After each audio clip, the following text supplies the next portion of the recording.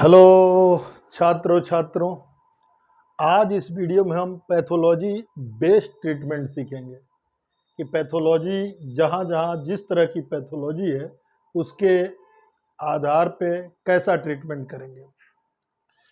लेकिन ये चीज़ स्टार्ट करने से पहले मेरे चैनल को सब्सक्राइब करें, बेल आइकन दबाएं, लाइक करें।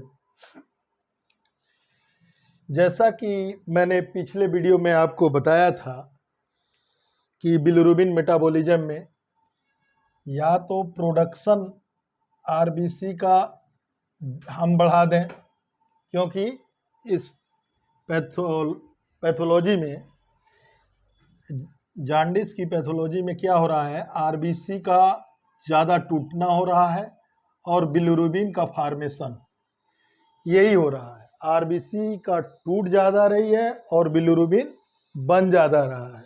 तो आरबीसी ज़्यादा टूटना और बिलिरुबिन ज़्यादा बन रही है। तो आरबीसी जब ज़्यादा टूटेगी तो क्या होगा, हीमोलिटिक एनीमिया हो जाएगी। और जब बिलिरुबिन ज़्यादा बनेगा तो क्या होगा, जॉन्डिस हो जाएगा। तो बिलिरुबिन जब ज़्यादा बनेगा, अब बिलिरुबिन बनने के कारण क्या क्या हो सकते हैं।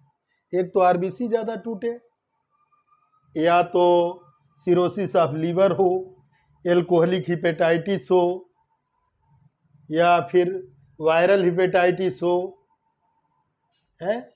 इन सब के केस में बिलिरुबिन ज़्यादा बनता है, क्योंकि मैंने बताया था उस वीडियो में, चाहे चैनल में ब्लॉकेज हो, बिलियरी चैनल में ब्लॉकेज हो तो ऑब्स्ट्रक्टिव जॉन्डिस, अगर जो है पैथोलॉजी लीवर के अंदर है तो हेपेटोसेलुलर जॉन्डिस।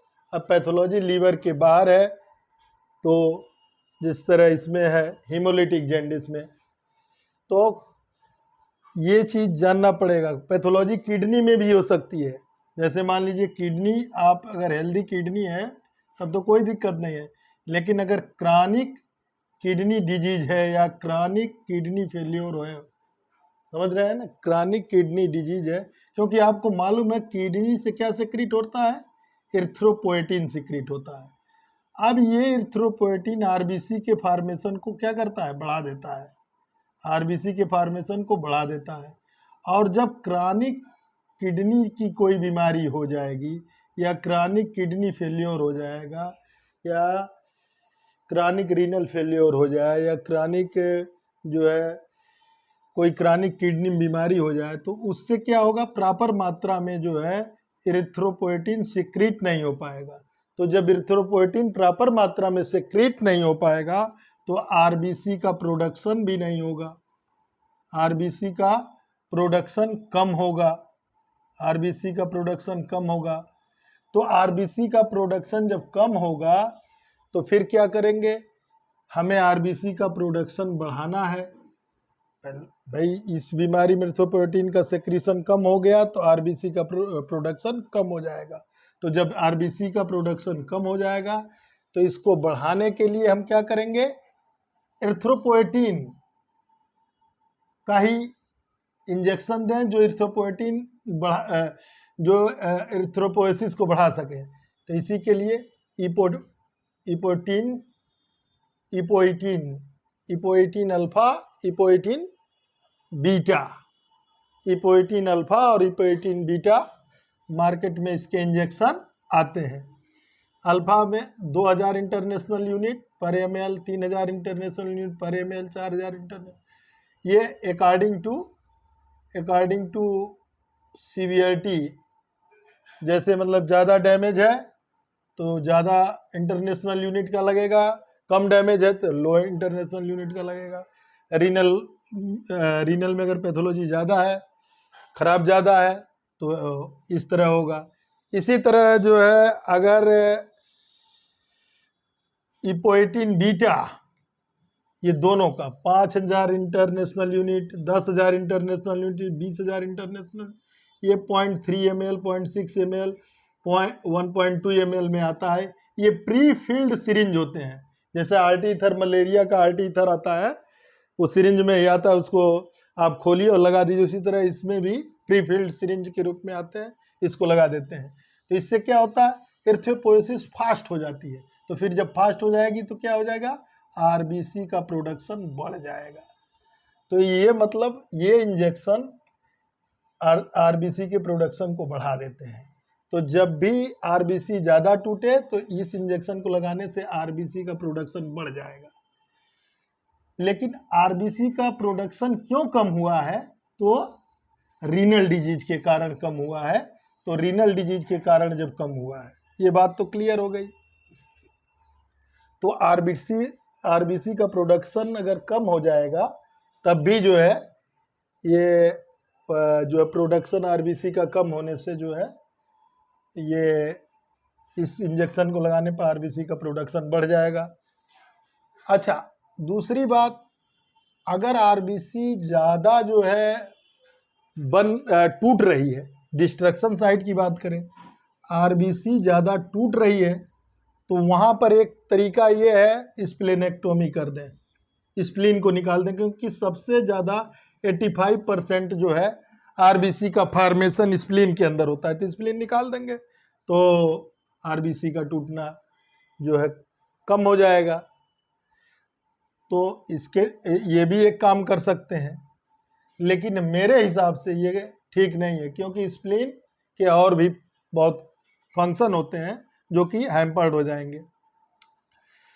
तो इसके साइड इफ़ेक्ट जो कि ज़्यादा होते हैं, इस नाते नहीं निकालते हैं। ठीक है, अब फिर क्या करें?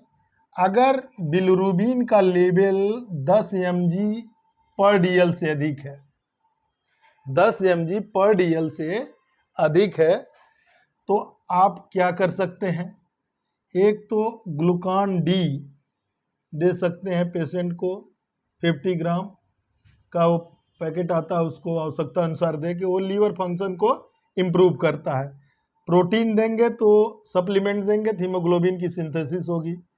इंजेक्शन मेट्रोजिल देते हैं अगर इन्फेक्शन कहीं इन्फेक्शन के कारण हुआ, जैसे हेपेटाइटिस ए, जैसे कोई जो है पैरासिटिक इन्फेक्शन के कारण हुआ है, तब जो है उसमें जो है मेट्रोजिल दे सकते हैं, इन्फेक्शन हो। जैसा कि आप जानते हैं कि इसमें मेट्रोजिल का कब प्रयोग करते हैं?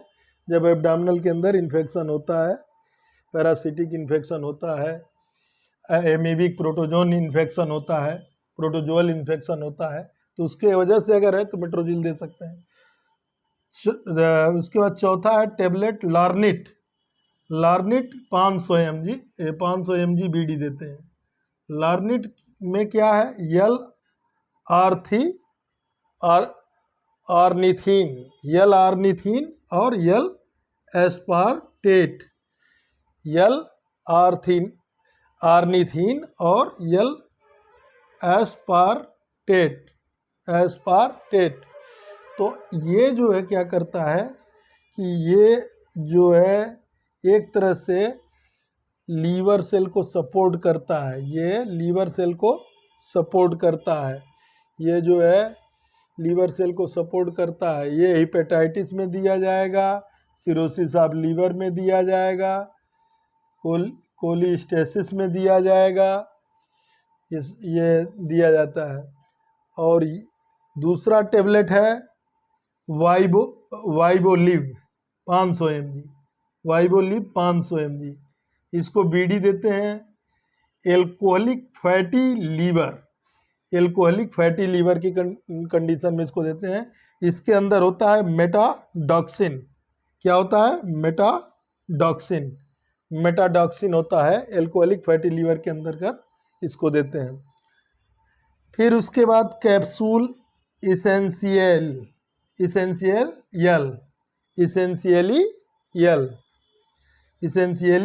यल, इसमें क्या होता है? एक्टिव प्रिंसिपल लेसिथीन 1 ग्राम कैप्सूल होता है, इसमें लेसिथीन होता है। ये ब्रांड नेम है, ये जो है उसका जो है साल्ट है, लेसिथीन 1 ग्राम की कैप्सूल आती है, जो कोलेस्ट्रॉल के लेवल को कम करती है। ये न्यूट्रिशनल सप्लीमेंट के रूप में भी दिया जाता है और कोलेस्ट्रॉल के लेवल में को कम करती है। उसके बाद टेबलेट सिलीमैरिन, जो कि सिलीबान ब्रांड के नेम से सिलीबान 140 mg बीडी देते हैं। ये पोटेंट एंटीऑक्सीडेंट होता है। ये क्या होता है? ये सिलीमेरिन साल्ट है और ये ब्रांड नेम है सिलिबॉन। तो ये जो है बीडी देते हैं तो ये एंटीऑक्सीडेंट का काम करता है, हेपेटाइटिस में भी काम करता है, सिरोसिस ऑफ लीवर में, फैटी लीवर में काम करता है, क्रॉनिक हेपेटाइटिस में काम करता है। इसका मतलब क्रॉनिक हेपेटाइटिस जो लंबे समय से हो।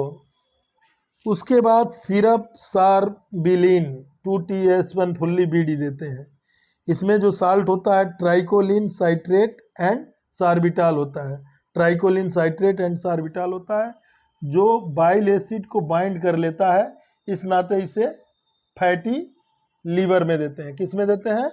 फैटी लीवर में देते हैं। और हमने बताया था इंजेक्शन मेट्रोजिल, आपने पहले बता चुका हूँ इसको। मल्टीविटामिन इंजेक्शन मल्टीविटामिन न्यूरोकाइंड या न्यूरोबियान का 2cc intramuscular alternate eight 5 day पर लगाते हैं। एंटीऑक्सीडेंट दे सकते हैं, A to Z दे सकते हैं, एंटीऑक्सीडेंट A to Z दे सकते हैं। तो ये जो है इसका जो है चाहे सिरोसिस के कारण हो, चाहे हेपेटाइटिस के कारण हो, चाहे फैटी लीवर हो, और 10 mg से अगर पर DL से बिलिरुबिन अधिक है तो ये सारा ट्रीटमेंट चलता है। अगर बच्चों में देखें, बच्चों की मैं अगर थोड़ी सी बात करूं तो बच्चों में जो फिजियोलॉजिकल जॉन्डिस होता है उसमें लीवर चूंकि इमेच्योर होता है तो वो लीवर सेल के अंदर कॉन्जुगेशन और एक्सक्रीशन ऑफ साल्ट, ये दोनों क्या होता है? एक्सक्रीशन ऑफ जो है बिलिरुबिन, साल्ट नहीं, excretion of bilirubin, conjugation of bilirubin and excretion of bilirubin. Conjugation कहाँ? लीवर के अंदर, और एक्सक्रीशन जब लीवर में कॉन्जुगेशन हो जाए तो एक्सक्रीशन करके बिलियरी चैनल के थ्रू एक्सक्रीशन। तो वो दोनों क्या होता है, जब लीवर सेल इमेच्योर होते हैं तो वो जो है कम हो जाता है। तो वहाँ पर फिनोबार्बिटोन देते हैं, क्योंकि आपने उसमें देखा होगा जब फोटोथेरेपी करेंगे तो फोटोथेरेपी का एक ही एडवांटेज है कि स्किन के अंदर जो है, अगर आप फोटोथेरेपी करते हैं तो स्किन के अंदर जो बिलिरुबिन है वो निकाल देता है। अनकॉन्जुगेटेड बिलिरुबिन को वो जो वाटर इनसॉल्युबल होता है उसको सॉल्युबल फॉर्म में बदल करके यूरिन स्टूल के रास्ते फोटोथेरेपी उसको निकाल देता है। लेकिन वो स्किन के अंदर जो बिलिरुबिन मौजूद है वो सुपरफिशियली, लेकिन जो पूरे ब्लड के अंदर है उसको कैसे निकालेंगे, जो डीप टिश्यू के अंदर है। तो वहाँ पर हम फिनोबार्बिटोन देते हैं, बच्चों में देते हैं ये, अब बड़ों में भी देते हैं।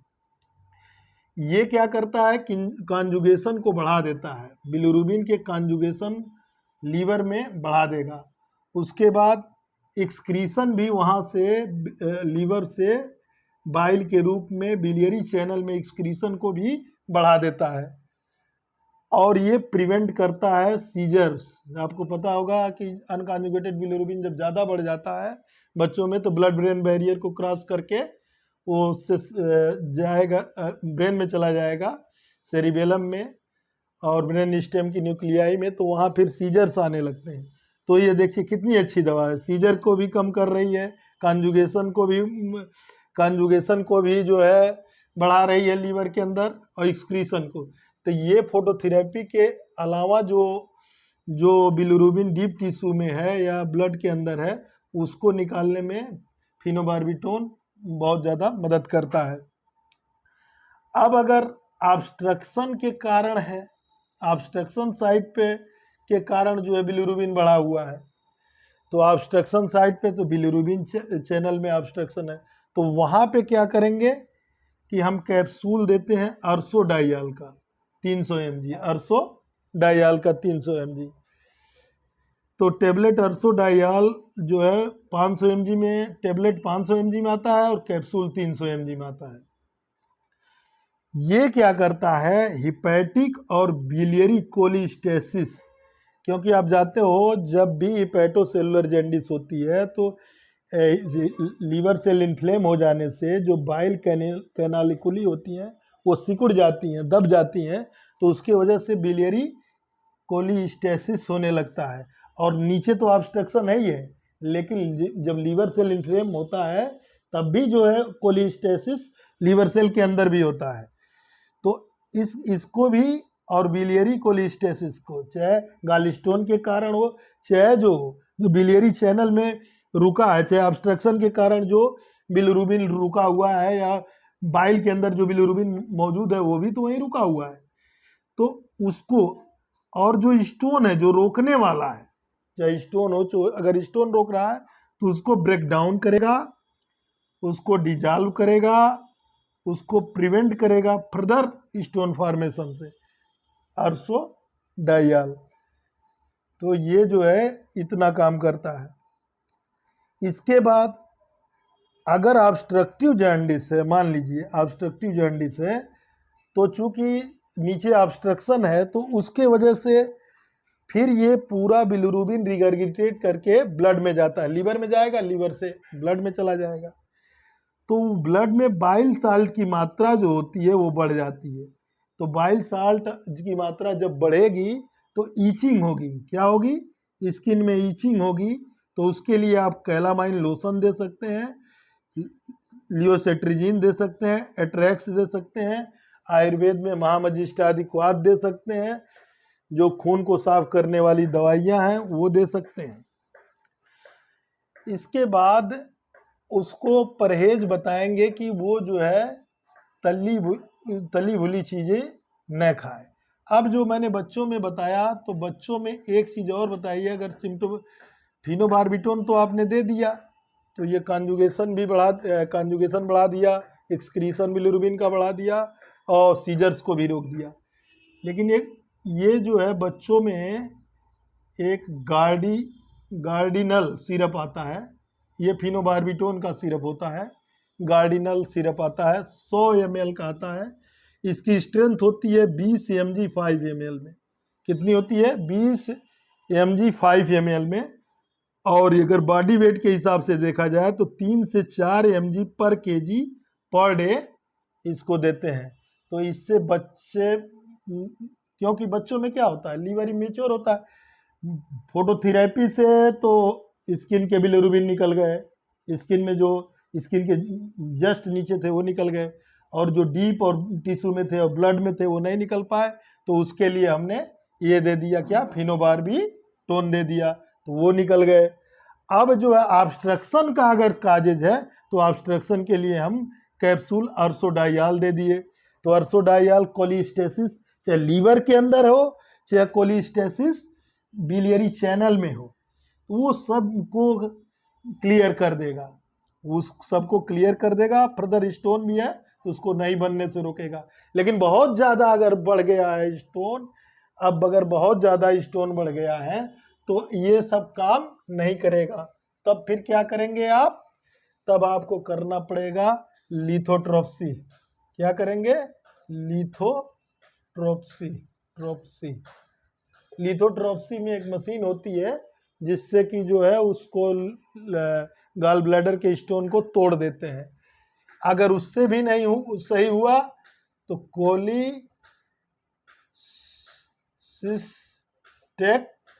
कोलिसिस्टेक्टोमी करते हैं, माने गाल ब्लैडर को निकाल देते हैं। गाल ब्लैडर को क्या करेंगे, निकाल देंगे। कुछ बिलिरुबिन बढ़ने के कारण, जो जैसे मान लीजिए अगर कहीं बाइल में चैनल में रुक रहा है तो एट्रेक्सिया है या जो है कार्सिनोमा है, तो अकॉर्डिंग टू डिजीज के अकॉर्डिंग ट्रीटमेंट होता है। अब पैंक्रियाज के कारण होगा तो हम वहाँ पर दूसरा ट्रीटमेंट होगा, गाल स्टोन के कारण होगा तो वहाँ पर दूसरा ट्रीटमेंट होगा, हैं। और अगर ट्यूमर होगा बाइल डक्ट का तो वहाँ दूसरा ट्यूमर का ट्रीटमेंट होगा।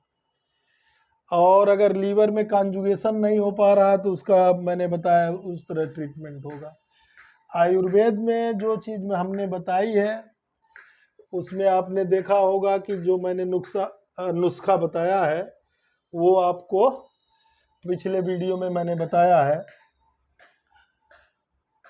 अब आयुर्वेद में जो है 2-3 चीज़ों का ध्यान रखना पड़ता है जॉन्डिस के ट्रीटमेंट में। पहला नंबर एक ये है कि आप पहले पित्त वर्धक आहार विहार को एकदम कम करा दीजिए, कम कम कर दीजिए। पित्त वर्धक आहार विहार जो है उसको कम करा दीजिए, क्योंकि उसमें कहा है पांडुरोगी तु इत्यर्थे पित्तालानि निसेवते तत्पित्तम सृग्ध मांसम दग्धवा रोगाय कल्पते। तो यहाँ जो दग्धवा वर्ड है, दग्धवा वर्ड है, दग्ध, वो एक्चुअल में ज़्यादा जब वो हो जाता है तो वहाँ पर बिलिरुबिन मेटाबॉलिज्म प्रभावित होता है। दग्धवा रोगाय कल्पते, इसकी मैं नेक्स्ट वीडियो में आपको पांडु पर कामला पर जब चर्चा करूँगा तो अच्छे से इसको और बताऊँगा। ये वीडियो यहीं ख़त्म होता है। इसमें अगर जो है आपको कोई परेशानी हो, कोई चीज़ न समझ में आई हो, देखिए मुख्य कारण 3 हैं। जो मुख्य कारण हैं वो वायरल इन्फेक्शन है जॉन्डिस का, एल्कोहल है, फैटी लीवर है, जो है हीमोलिसिस की वजह से, जैसे मलेरिया हुआ, थैलीसीमिया हुआ, हीमोग्लोबिनोपैथी हुआ, और जो मैंने बताया था ऑटो इम्यून डिसऑर्डर हुआ, ये हैं।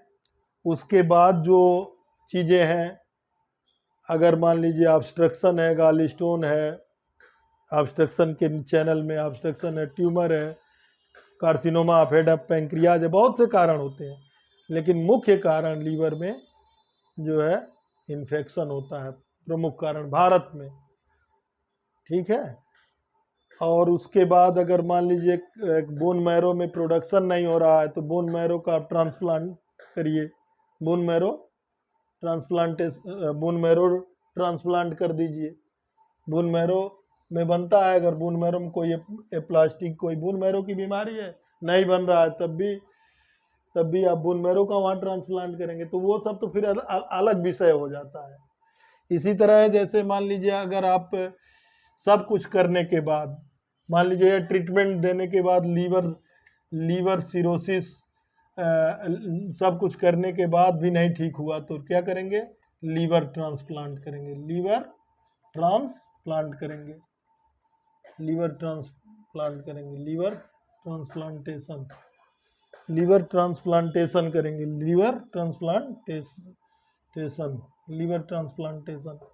लीवर को ट्रांसप्लांटेशन करेंगे। तो ऐसा नहीं है जॉन्डिस बहुत साधारण बीमारी है। लोग झाड़ फूक में परेशान रहते हैं, झाड़ फूक कराओ। जनरल जो बीमारी रहती है तो लीवर कंपनसेट होकर ठीक हो जाता है, तो सही है। लेकिन अगर जो है वाकई किसी दूसरे चीज़ के कारण से है, तब ये सब ठीक नहीं होगा, तब झाड़ फूक से ठीक नहीं होगा। बहुत से योग आप यूट्यूब में देखते होंगे कि हाँ इससे ठीक हो जाता है, लेकिन मैं चूँकि मेडिकल साइंस फील्ड से हूँ, मैं वही बात करूँगा जो साइंस पे आधारित होगी। इसके अलावा और ज़्यादा बात नहीं करना कि इस नुस्खे से ये हो जाएगा, वो हो जाएगा, ठीक है। यदि आपको मेरा वीडियो अच्छा लगा हो तो लाइक करिए और सब्सक्राइब करिए, ठीक है, धन्यवाद। उसी वीडियो को कंटिन्यू करते हैं, पहले वीडियो को। तो उसमें इंजेक्शन आप न्यूरोबियान का भी दे सकते हैं, विटकोफाल का भी दे सकते हैं। इसमें विटकोफाल में मैंने बताया था फोलिक एसिड है, साइनोकोबालामीन है, निकोटिनामाइड है। न्यूरोबियान इंजेक्शन में बी कॉम्प्लेक्स है। सारबिलिन सिरप आता है 2 टीस्पून फुल्ली, इसको भी TDS दे सकते हैं। ये सब जो है लीवर के रिजनरेशन में, लीवर को प्रोटेक्शन में, लीवर सेल को प्रोटेक्शन करता है और लीवर सेल के फंक्शन को सुधारते हैं, उनका रिजनरेशन कराते हैं। लेकिन बच्चों में, जब बच्चों की अगर बात करें, बच्चों में जो फिजियोलॉजिकल जॉन्डिस होती है,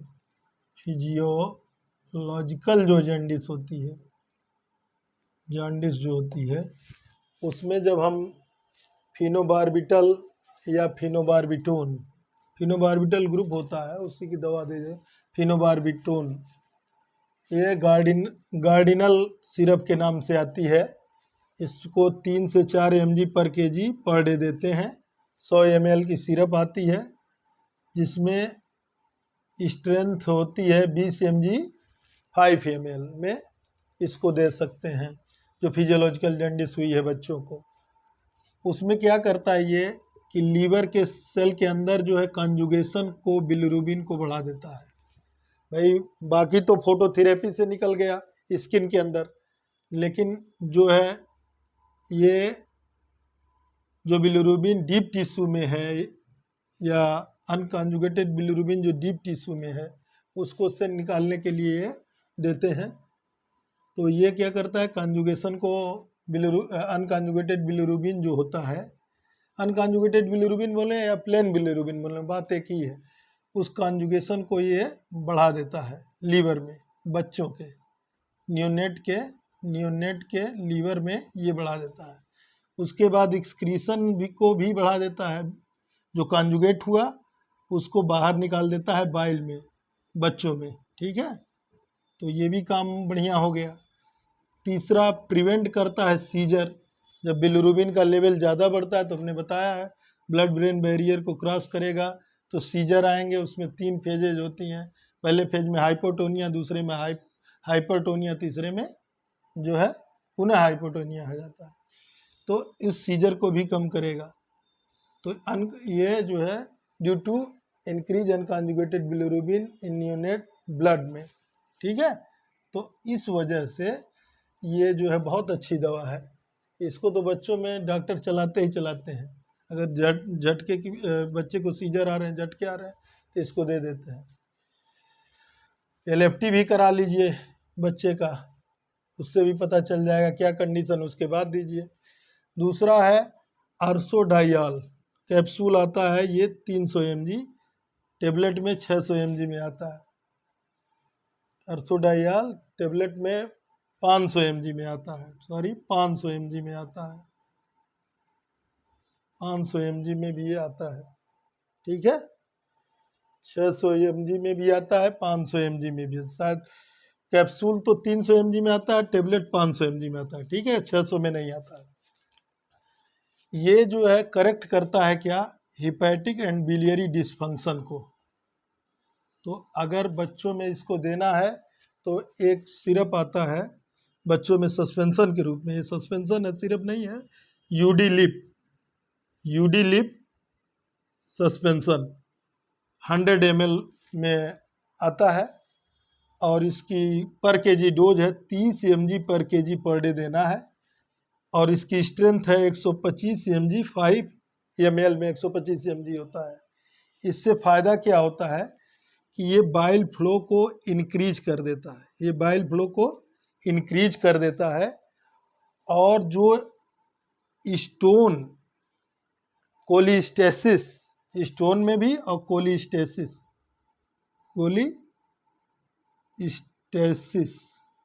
जो कोलिस्टेसिस है, मतलब कोलिस्टेसिस का मतलब जब लीवर सेल इन्फ्लेम हो जाएंगे तो इन्फ्लेमेशन की कंडीशन में भी वो जो कैनालिकुली होती है, बाइल कैनालिकुली, वो दब जाती है। तो उसमें क्या हो जाता है, जो है बाइल वहाँ रुक जाता है। और ऑब्स्ट्रक्टिव में क्या होता है, चैनल में पूरे ब्लॉक होता है तब रुकता है। तो ये क्या करता है, कोलिस्टेसिस को जो है उसको जो है कम करता है। दूसरी बात, अगर स्टोन बन गया है उसके कारण से, कोलिस्टेसिस के कारण से स्टोन बन गया है, तो चाहे गाल स्टोन हो, अगर गाल स्टोन बन के बिलियरी चैनल में गाल स्टोन में बन गया है तो उसको तोड़ता भी है, डिजॉल्व भी करेगा और प्रिवेंट फ्रॉम फॉर्मेशन से। तो एक्चुअली बच्चों में तो गाल स्टोन के चांसेस कम रहते हैं कि जो है गाल स्टोन है तो गाल स्टोन के देते हैं, लेकिन ये क्या करता है, केवल एक दवा एक ही काम नहीं करती है, ये कोलिस्टेसिस जो है उसके फ्लो को भी क्लियर करती है। तो इस नाते बच्चों में देते हैं, फ्लो इंक्रीज हो जाता है तो कहीं रुकावट नहीं आती है। तो जो बिलिरुबिन है वो जो है कॉन्जुगेशन के बाद वो सीधे जो है चैनल के थ्रू निकल जाता है। इस वजह से बच्चों में इसको देते हैं। देने के पहले डॉक्टर इसको अच्छी तरह से समझ बूझ के LFT करा के तब देते हैं। इसका जो मैंने पहले वीडियो में साइड इफ़ेक्ट बताया था कि SGOT, SGPT और गामा GT बढ़ जाता है, तो ये मैंने गलत बताया था, सॉरी। इस नाते उसके कमेंट व्यू में मैंने डाल दिया है। एक्चुअल में ये जो है उससे घटने लगता है, इस दवा से घटने लगता है। क्या होता है? घटने लगता है। तो जो है इसको भी मॉनिटरिंग पर, नॉर्मल से अगर घटने लगे तब भी मॉनिटरिंग करने की ज़रूरत है, तो इस नाते इसको घटने। दूसरा है फोटोथेरेपी। फोटोथेरेपी में एक्सचेंज ट्रांसफ्यूजन करते हैं, उसको जो है एक्सचेंज ट्रांसफ्यूजन करते हैं, मतलब जो है अम्लाइकल आर्टरी के थ्रू या पेरिफेरल आर्टरी के थ्रू। क्योंकि अम्लाइकल आर्टरी और पेरिफेरल आर्टरी इस वजह से लेते हैं कि इसमें प्योर ब्लड होता है। वेन से भी कर सकते हैं, ऐसा नहीं है वेन से नहीं कर सकते, लेकिन आप वेन से करेंगे तो आप अपने प्योर ब्लड को इम्प्योर ब्लड में मिक्सिंग करेंगे। इस नाते प्रीफर हमेशा आर्टरी ही की जाती है। एडल्ट में जब गाल स्टोन होता है लार्ज साइज का, पहले तो चलिए भाई जो है अर्सोडाइल एडल्ट में दे देते हैं, 500 mg देते हैं, 300, यह डिजॉल्व कर देता है। इनिशियल कंडीशन में छोटे साइज का स्टोन है तो निकल जाएगा, लेकिन अगर बड़े साइज का है स्टोन तो नहीं निकलता है। तो इसके लिए लिथोट्रॉप्सी करते हैं, मतलब जो एक मशीन आती है उससे तोड़ देते हैं, उससे भी नहीं निकलता है तो कोलीसिस्टेक्टोमी कर देते हैं। तो ये गाल स्टोन ऑब्स्ट्रक्टिव जॉन्डिस में मेन चीज़ ये होता है, ये दोनों दवा, ये तो मान लीजिए कॉन्जुगेशन करती है, इसका काम ये होता है बाइल फ्लो को क्लियर करना। पहला काम, सबसे बड़ा काम बाइल फ्लो को क्लियर करना, और जब बाइल फ्लो क्लियर हो जाएगा तो जो है ये जो है स्टोन बनेगा ही नहीं, और जो स्टोन बना है उसको भी धीरे धीरे करके दवा लंबे समय तक चलेगी। जब इसी नाते ये 3 महीना चलती है, 3 मंथ में, तो धीरे धीरे करके वो जो है डिजॉल्व हो जाता है। ठीक है ना? तो इस वीडियो में इतना ही, और अगर ये वीडियो मेरा आपको अच्छा लगा हो तो लाइक करिए, चैनल को सब्सक्राइब करिए। धन्यवाद। नमस्कार। अब मैं जॉन्डिस का आयुर्वेदिक ट्रीटमेंट बताने वाला हूँ। जॉन्डिस का जो है आयुर्वेदिक ट्रीटमेंट पे चर्चा करने वाला हूँ। जैसा कि मैं पिछले वीडियो में बताया था, पालक, चुकंदर, अनार, मूली जो आपको अवेलेबल हो आसानी से आवश्यकता अनुसार ले लें।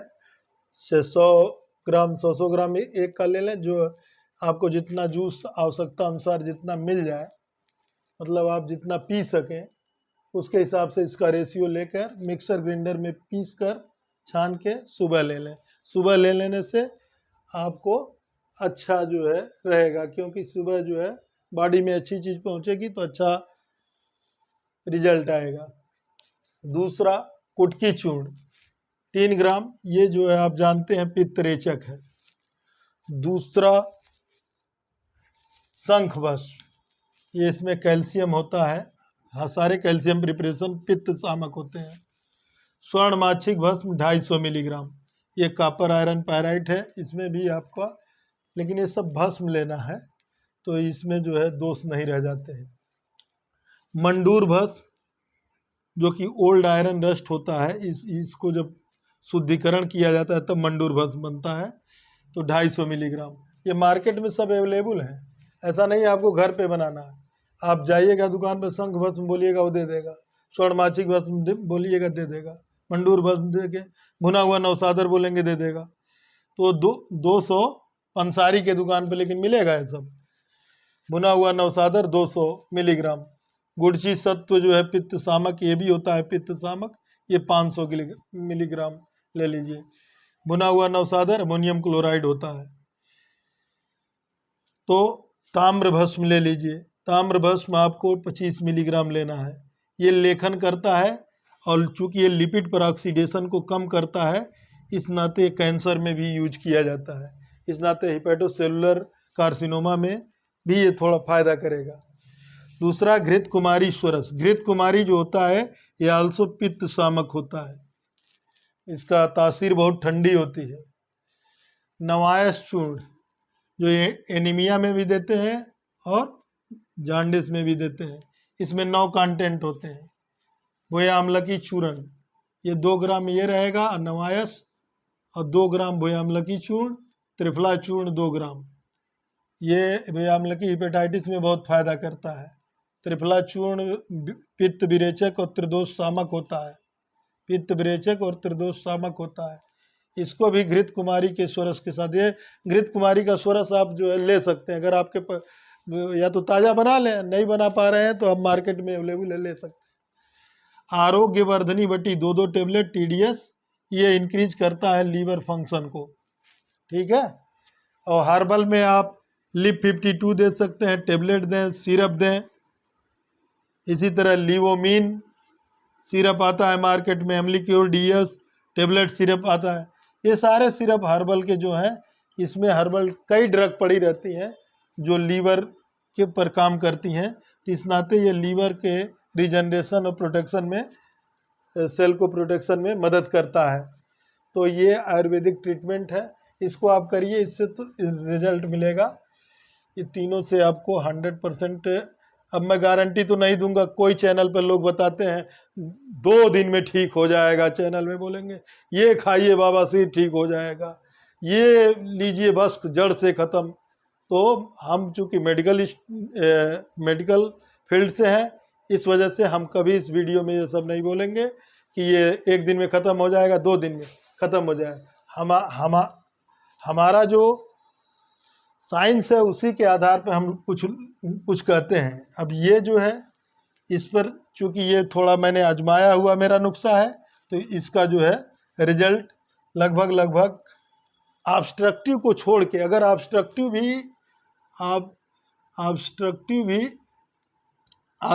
जॉन्डिस अगर है और वो जो है इनिशियल स्टेज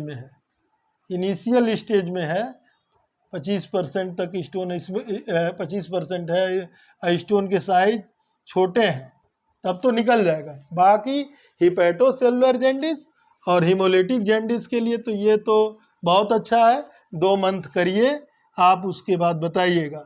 ऐसा नहीं लोग झाड़ फूक के चक्कर में, कामला में लोग झाड़ फूक के चक्कर में पड़ जाते हैं। होता क्या है, कुछ दिन बाद स्वतः लीवर अपने आप ठीक धीरे धीरे उसको कंपनसेट करता है, तो ठीक हो गए तो बाबा के झाड़ से ठीक हो गए, लेकिन एक्चुअल में होता नहीं है ऐसा।